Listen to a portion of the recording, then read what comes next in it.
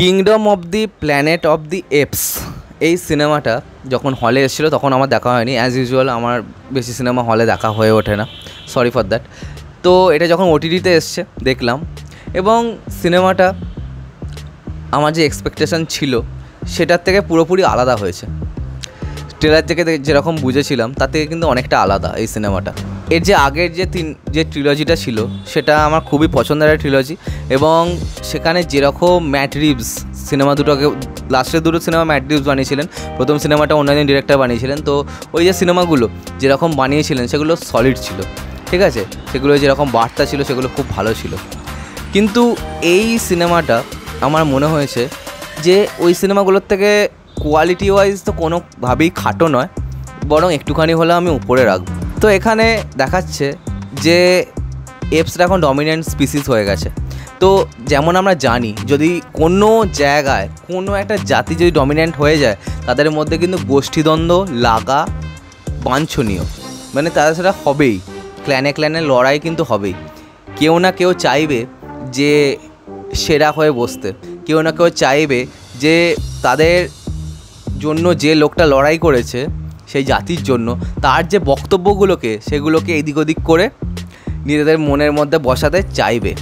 তো এই সিনেমাটা যেভাবে শুরু হচ্ছে সেটা কিন্তু খুব একটা প্লিজিং দৃশ্য দিয়ে শুরু হচ্ছে, এবং এটা কিন্তু এক প্রকার এপসদের একটা কামিং অফ এজ সিনেমা, ঠিক আছে। তো এটা বলতে একটু হাসি পেয়ে গেল, কিন্তু সত্যি কথা বলতে কি এখানে যেরকম স্টোরি টেলিং এবং যেরকম ডায়ালগস এবং যেরকম হিরোইক মোমেন্ট প্রোভাইড করা হয়েছে, এবং লোকজন আমাকে জিজ্ঞেস করবে যে হিরোইক মোমেন্টটা কোথায় ছিল। পার্টিকুলার একটা সিনেমার কথা বলছি, যেহেতু ওটিটিতে এসে গেছে স্পয়লার দেওয়ার কোনো চিন্তা নেই। এখানে একটা ঈগল পাখি আছে, ঠিক আছে, মানে এদের যে নোয়ার যে ক্ল্যানটা, যে হিরো আমাদের সে হচ্ছে নোয়ার নাম।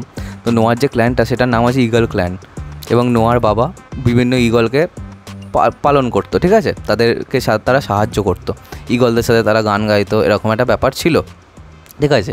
তো ঈগল ক্ল্যানের রাজা হচ্ছে নোয়ার বাবা, এবং নোয়া এক প্রকার হচ্ছে রাজকুমার। একটা ঈগল ছিল, সে সবসময় নোয়াকে মারতো, মানে ঠুকরে দিয়ে চলে যেত, ঠিক আছে, মানে সেই ঈগলটা নোয়াকে পছন্দ করতো না।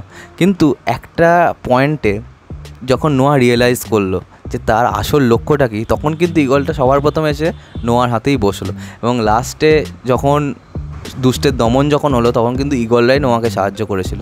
তো এই যে জিনিসটা দেখে কিন্তু বেশ ভালো লেগেছিলো। তো এটা মানে এই সিনেমাটা একটা যে মেসেজ, মানে অনেক রকমই মেসেজ আছে। তো প্রথম মেসেজটা হচ্ছে যে you have to believe in yourself, যে তুমি কী করতে পারো, what you are capable of, এবং অন্যায়ের বিরুদ্ধে আওয়াজ তুলতেই হবে। মেনে নিলে কিন্তু কোনো ব্যাপারকেই হবে না, কোনো ব্যাপারকেই কিন্তু মেনে নেওয়া উচিত নয়। তো এই জিনিসটা এখানে কিন্তু খুব ভালোভাবে দেখানো হয়েছে। তো সেই ব্যাপারটা দেখে আমার কিন্তু খুব ভালো লেগেছে। এবং অন্যদিকে এখানে বেশ কিছু একজন হিউম্যান ক্যারেক্টার আছে, এবং তার সেই যে মেয়েটির অভিনয়টাও কিন্তু আমার বেশ ভালো লেগেছে, এবং তার যে চরিত্রায়ন সেটাও বেশ ভালো।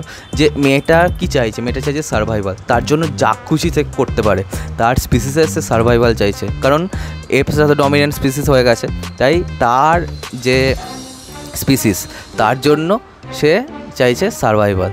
তো সার্ভাইভালের জন্য সে কিন্তু যে কোনো পয়েন্টে যেতে পারে, মানে কাউকে মারতেও পিছুপা হয় না, এবং অন্যদিকে কে গেল কী হলো তার কিন্তু কোনো তোয়াক্কা মেটা করে না।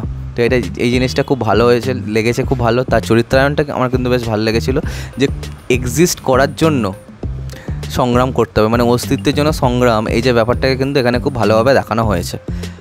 এবার অন্যদিকে এই সিনেমাটার একটা যে নেগেটিভ পয়েন্ট আমার যেটা মনে হয়েছে সেটা হচ্ছে যে এর ভিলেনটাকে যেরকমভাবে এর সেলিব্রেশনটা করা হয়েছিল, যে একটা ভিলেন আসছে মানে বিশাল ভয়ঙ্কর সে ভিলেন, তো সেই ভিলেনটার কিন্তু সেরকম কোনো রোল আমি এখানে পাইনি, এবং ভিলেনটা খুবই একটা উইক ভিলেন ছিল।